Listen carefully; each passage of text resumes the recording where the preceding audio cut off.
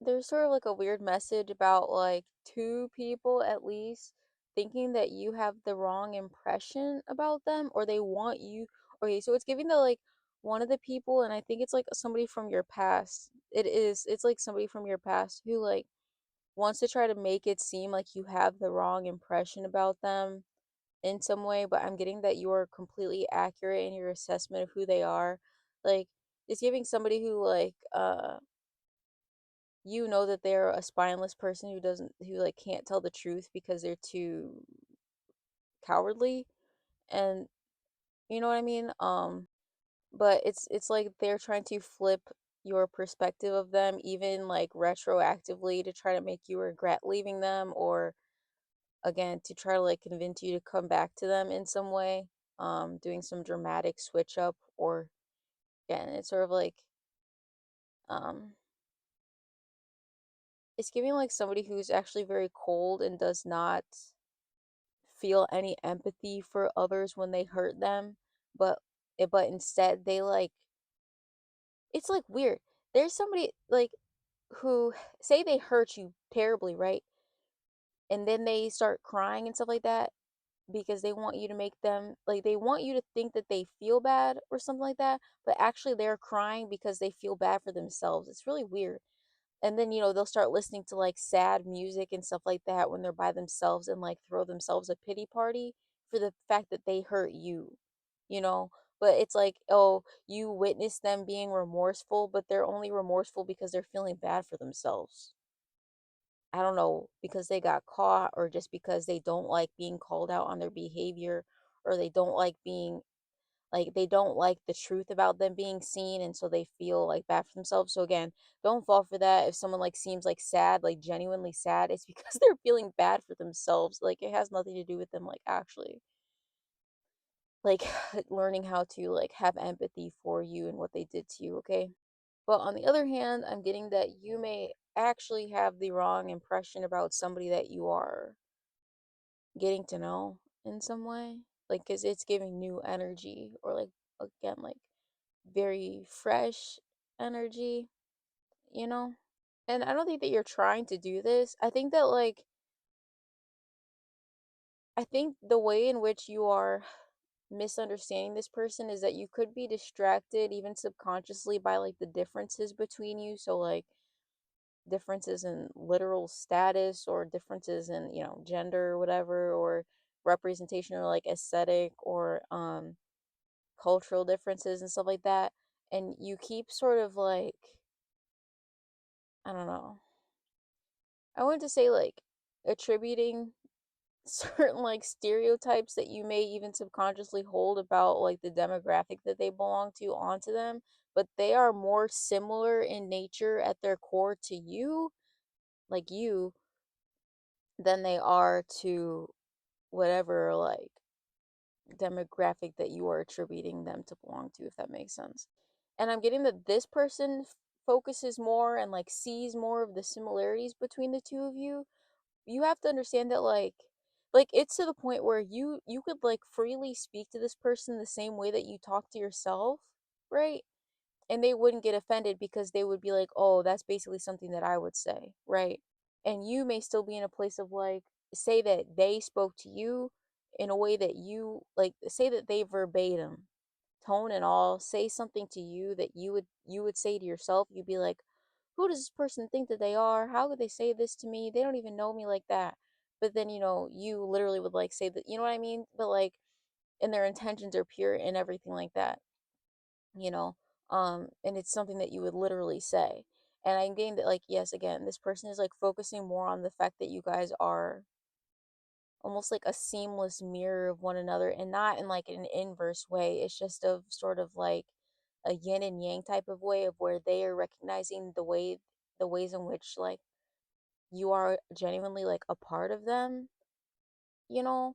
And it's even like, so say you guys are like a feminine and a masculine, and this is just an example because you guys, your representation can be whatever you want it to be. But like it's just an example. Like say someone's like this is a masculine and he's like extremely masculine, right?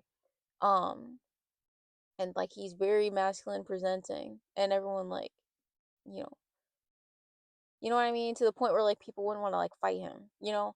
But and then so you may just be projecting onto this person that they're like super masculine and like, oh, I bet they don't like X, Y, and Z because of how they present or whatever and something like that. And then this person may sort of I don't know,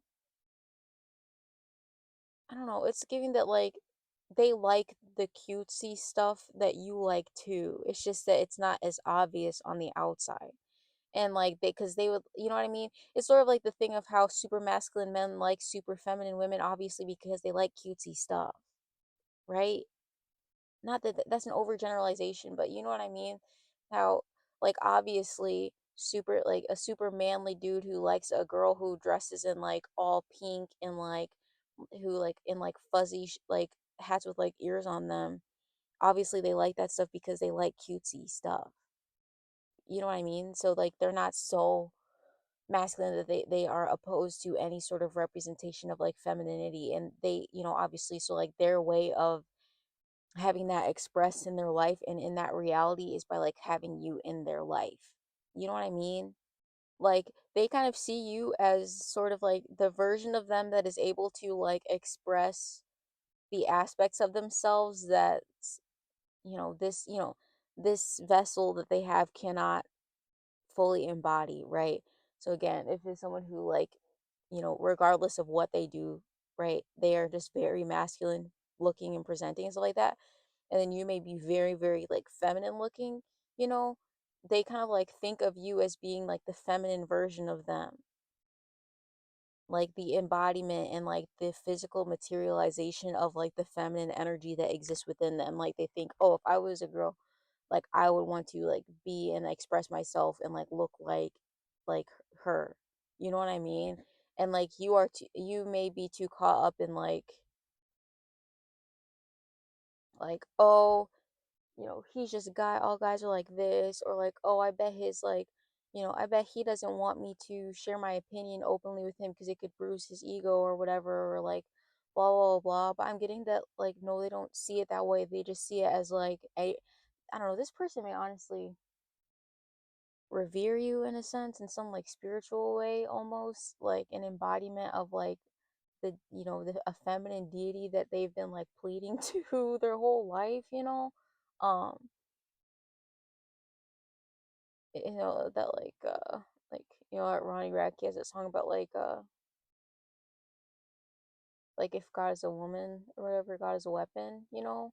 But it's giving like some masculine energy who has, even if he was like you know, Christian at some time in his life or still is, he's always like sort of visualized his like higher power as a more like feminine energy, or he like leaned more on the energy of like revering, you know, like Mother Mary or something like that. I'm just saying that because a lot of people are Christian or whatever. But yeah, he basically like embody like I don't know, like reveres you as genuinely the embodiment and like the mouthpiece of the divine feminine energy, which you are. But I don't think that you're used to somebody viewing you that way. You may be used to people viewing you as like a problem or something like that. Um, you know, it's like maybe you're used to people getting offended, especially like fragile masculine energies or something like that. And it could be vice versa or whatever.